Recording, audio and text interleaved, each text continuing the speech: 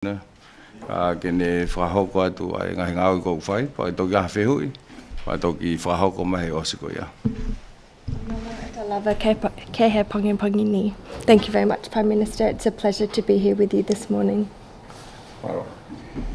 Aia nei toko sene mau saine e whemahino aki, ke toko ni i whinga ke toko ni Australia, ke he tau PALEMIA koini he tuko e wakapuna i taha, ke lawa mai ai Fiji Airways, ke ne hanga provide ai whewholau aki ki wawau ke he tuko fitu he wiki. Aia koe whakaukau e lawa lewa solo vai tau PALEMIA koini ho tau ka inga au whewhononga aki me i tongani mo wawau. Ka wai ai sio atu ka taimi e whai ai maintenance, pono whai kono no molo pia o White Dwarf, ko White Dwarf unde ka wa e ua mo haapai ka uma niwa, e lawa lewa Fiji Airways o to mai mo e waka, ke ne hanga o ka wa ia I taimi ko e tu ua ko whai ai maintenance. And now I would like to actually ask the High Commissioner to talk a little bit more about the agreement and the work plan that we have in place. Thanks very much, Prime Minister. As you know, we're very committed to supporting Tonga's economic recovery, and we understand a key part of that is tourism. We also know that Tonga is 700 kilometres of land in 700,000 square kilometres of ocean, and that connectivity between your islands really matter.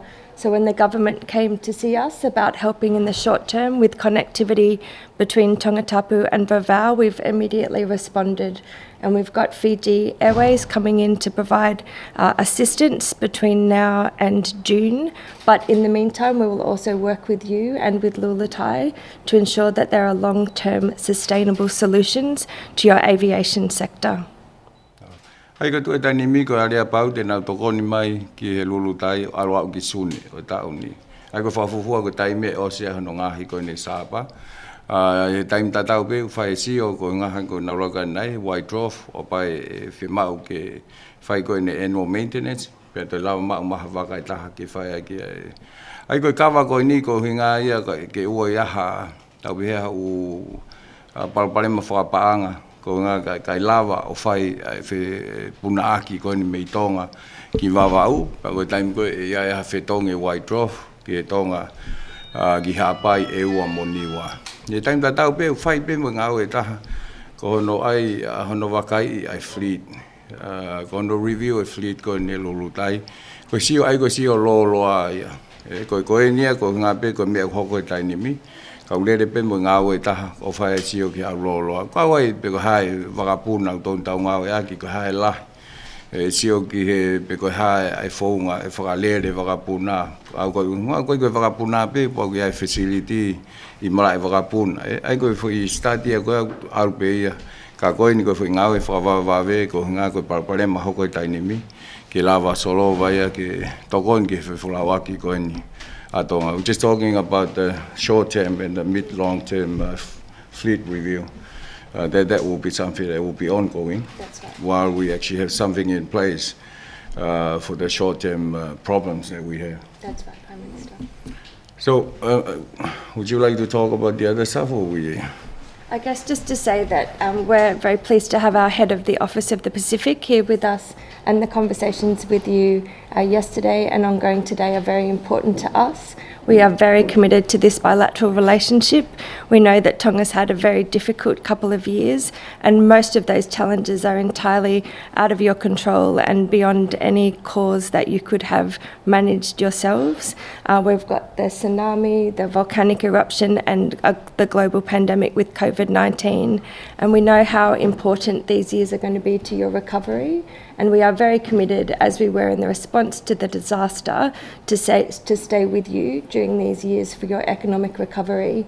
Aviation is a key part of that, and we've been pleased to talk beyond that to some other sectors, including the security sectors and our role together in the region through PIF and through other forums. Ko ka mea taha whika mo kau policy, wai tokoni e lawa o mai he taini. Ke nau kau ai mono whakalere u pilisone mo u ala mea pehe, hange pego mo iloi na e taimi na lahi ai tau nai hoko suicide he mea hu whangai whatapu, pau kau ngau ko ni ke ono whinga ke ua toi lava ha mea pēo hoko I he ngahi police o ne. Ai wai mo ngāwe ke whaka computer, ai ngāwe ka polisi ke wāweange mao I whakamatara. Ai ko ngāwe ko ni hoko atu. Time tatau pēk whai si we're looking at the cable about options ki ho ngā pēk ko hoko ko ke lava o yaha toi ke polo whakamamani lahe taha ke na whiauhi mo ke polo tainimi.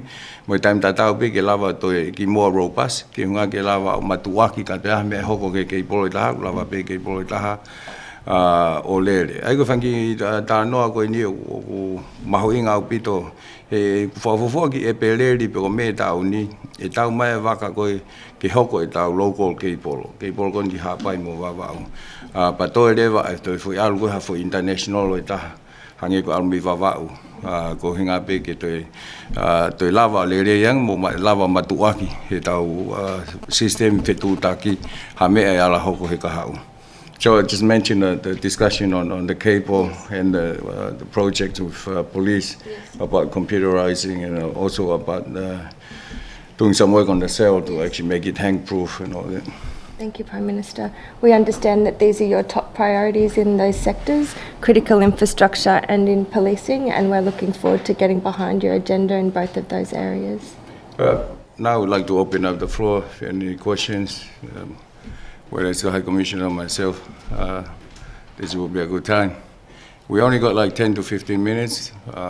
We have some other commitments, so please make it short. But thank you, Honourable Prime Minister. Thank you, Your Excellency. My first question is to the Honourable PM, and the second one to... turn it on. I'm so sorry. I'm sure you heard. I'm so sorry. I had a bunch of questions since I've been missing from the PCs, but I'll limit it down to just two questions. First of all, I understand the plan is just for a short time, expiring in June. Is that why you were?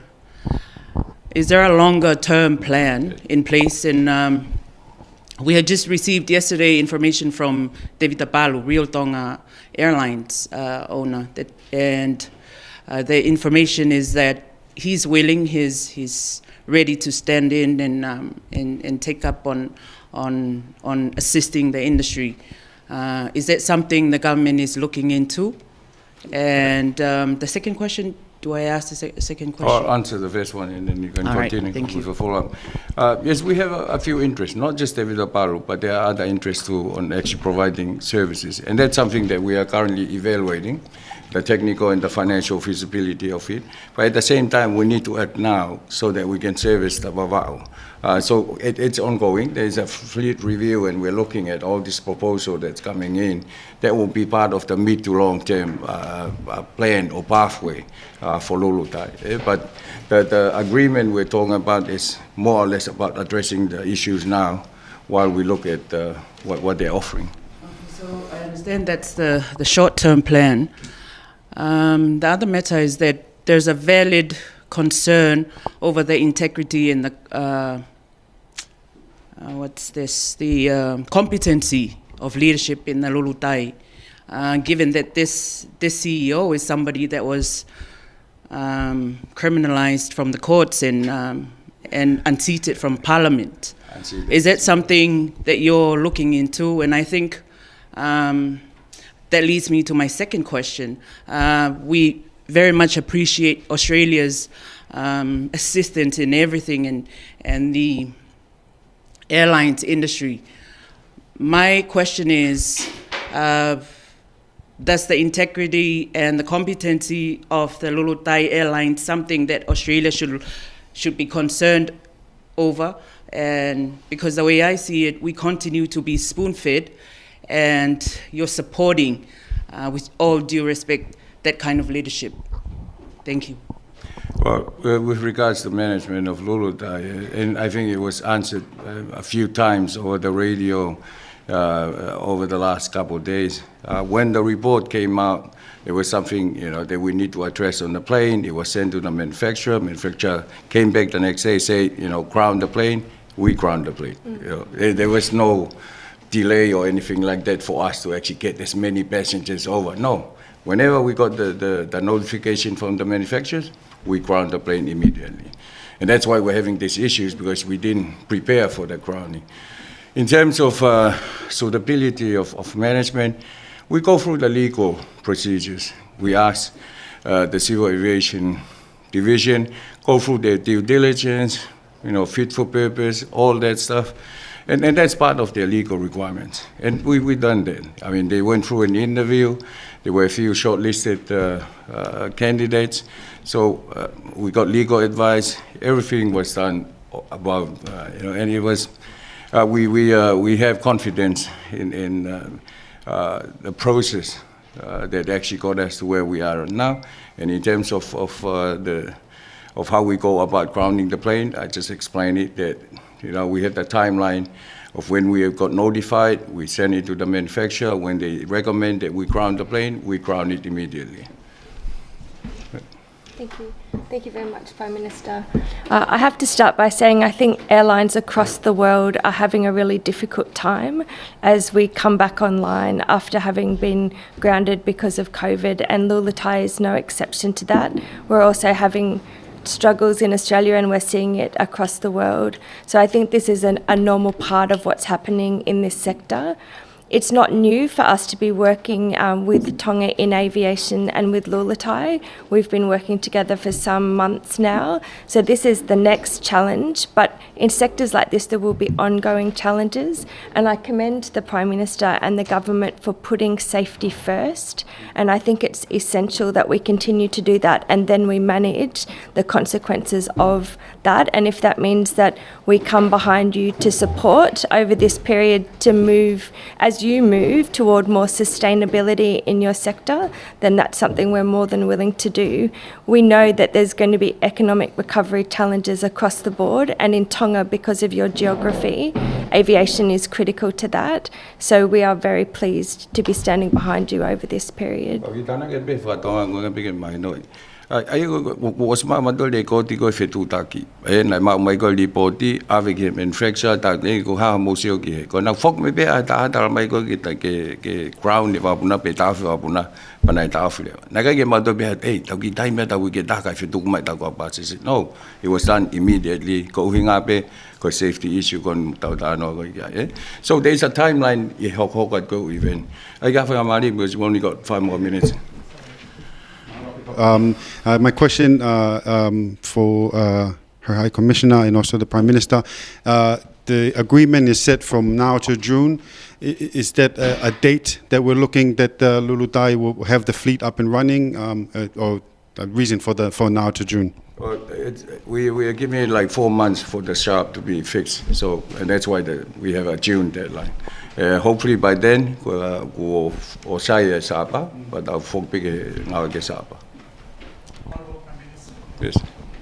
Honourable Prime Minister, my question will base on the ticket airfare fees.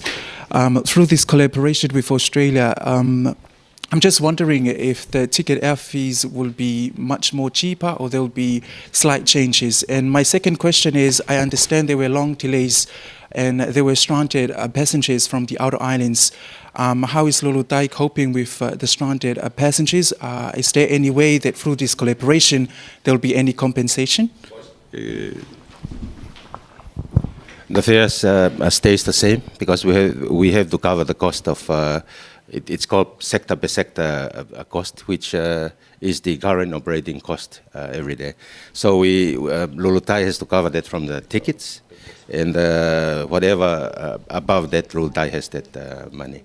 What was the second part? I understand there were stranded passengers in the outer islands based on the long delays due to damages to SAR. Is there any ways that you guys are compensating some inconvenience damages?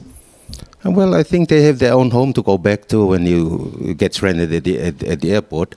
But there are certain exceptions there, specifically for the visitors from overseas. We compensate them. They were worried about the cost of transferring the ticket from a specific date to a specific date, and we handle it here with the Air New Zealand and Qantas when needed be. Ai katoa ai le maha whamole over and above, then Australia will cover that. E pātia koe a lea koe ni. I understand there's 7 flights per week. Go ahead. How many passengers for one flight? It's an ATR 72, so Yeah, it it's can... an ATR 72, it's more than 700. It's The other 3 days by Whitehorse, so it covers the average of what the SAB has done. So what we are having at the moment is exactly the same, transporting the same number of passengers as when the SAB was operating. Malo. Since we have a high delegation from the Australian Foreign Affairs Department, could you just a brief summary of the purpose of our visit to Tonga, or are you visiting all the Pacific Islands? So I'm happy to respond to that question on behalf of UN. UN's just come to Tonga. So this is a very high priority visit for him. He's been to Tonga before. He came in 2019 and then most recently last year in June with the Foreign Minister. The bilateral relationship between Australia and Tonga is a high priority for us, and this is a single country visit. So the purpose of the visit is to have discussions with the Prime Minister and his government about what Tonga's recovery priorities are, and to talk about regional issues, because we're all working together on a number of challenges. Climate change is one of those, and the PIF forum is something that we need to think about, how we manage that regional architecture together as Pacific family. So we've come together to talk about a whole range of issues that affect us all. So we personally requested UN to be here because we need certain decisions to be made in terms of the discussion about very important project for us like the cable, even the Parliament House, all of that. I think we need to advance it, and we need someone senior like UN to be here to actually see where we're heading with all this project. Yep. Oh. Any exact amount you put aside for this project, or you just assist Tonga until June? For the work order with Fiji Airways, there is an up to figure of about $500,000. It will depend on the number of flights. So the way it works is Lulutai will continue to sell tickets. If there is a shortfall in the cost of any of those segments, Australia will meet that shortfall to ensure that connectivity domestically for Tonga. Ala mole e Lulutai pa kava le vai me na tol ke mole le men ki sun ko nga be ke o to financially pa PALEMIA nge Lulutai whakahoko ko fi fatongia ko ni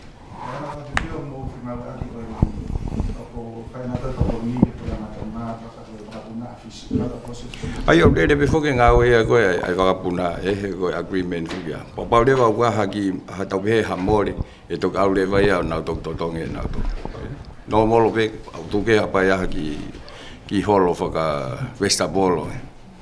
Yeah. Thank you, Prime Minister and Your Excellency. This is a great boost for us in Tonga because our local market is very unstable. Sometimes we have a flow like to Wava'u and the islands, and sometimes it's not that much coming back to Tongatapu.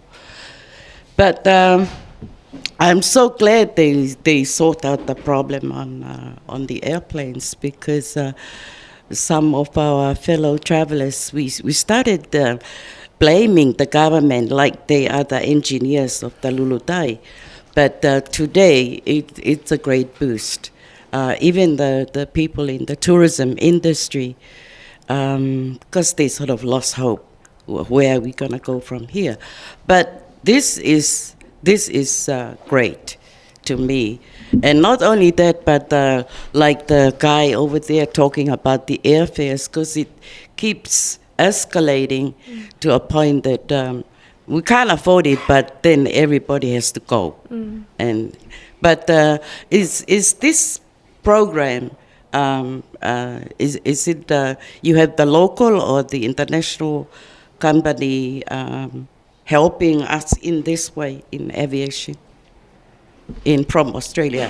I know Fiji Airways is involved, but through your program, is it tailored through the local company in Australia or the international? First. You're right, Lucien. I think this is not only about providing services, but providing confidence to the tourist sector that they will get a connecting flight. And now we know for sure there will be 7 flights to Vavao, and these are 72 seaters. So there's going to be a lot of capacity there to actually ferry people from here to Vavao. With regards to the other program, they have a few people, consultants, who are actually working on that free review that I mentioned earlier on about looking at the mid-long-term future, providing options for the government and possibly with assistance from Australia to see where we should be going in the next 5-10 years' time, including looking at governance, looking at ownership, all that stuff that we have to consider, Because I've said it many times, once we're comfortable with how things are, government will pull back and let the private sector run with it. Right now, we need to actually provide that service and then start thinking about devolving ownership later on, because service is more important right now that we provide it with the kind assistance of Australia. Yolina. Okay, my last question, High Commissioner. There are big number of people wanting to go to Australia, but the long delay in issuing the visas, and it takes up to 3 or 4 months. Sorry, but there was one time I had to call your office and they say, oh, we don't deal with it. So, but that's me. And what about other people who cannot call your office? So I'm just bringing up this issue because it really concerns a lot of people. Thank you. I think it's a great question to raise because it's also about our connectivity between our countries, and there was certainly long lead times on visas as we all came back online. It's a bit like the aviation sector. People were starting to travel again after COVID, and they were needing passports issued and visas, and we were needing to restaff. I'm pleased to say that the delays aren't as long. They're still longer than we'd like. And this is something we've been talking with the head of the Office of the Pacific about, and something that we recognise as an area we need to improve on. One last point before we close on the press conference. It's important to have this kind of discussion, especially with key project. We're mindful that 28th of February, that's when we have the Tonga, our development partners meeting, where we present our numbers, our figures, and then see how we can work together with them. And this is part of the consultation before that actual Tonga meeting on the 28th. And I think it's important for you to put it down on your diary to actually hassle us about the information, and we start talking to development partners about projects and about support and so forth. And in closing, I'd like to thank the High Commissioner, Ewan and his team for making the trip over from Australia.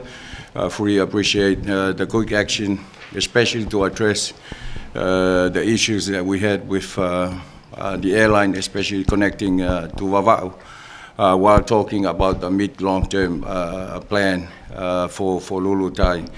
At the same time, progressing the discussion on the cable, on helping in law and order, especially the Ministry of Police, and so forth. So it's been a very informative, very helpful couple of days in discussing some of this project, and we certainly look forward, hopefully, on your return for the Development Partners Forum on the 28th of February. But whamalola hea tu kātakpe no whamalola he tu ngai commitment ke from Bulava mai ne ngai sisi e taimi pa whatang pe pa wa mo me tang kai ko tu wa ta pe ke o mai hau email mo si lo pe email fe tu taka poas pe fe tu taki ke Mr. Foreign Affairs ke ngai me pe ko Paula ma hia ngai whamadala. We're happy to provide whatever information we can. Kau whamalola hea tu Bulava mai ka ta whaas. Koe Krista ai ki siukaisi, o whatamai whiuhela ma lia maa neoni. Tungo e maa tolu nga o nā hiri, ka whaipio tā ngata. Amen. Amen.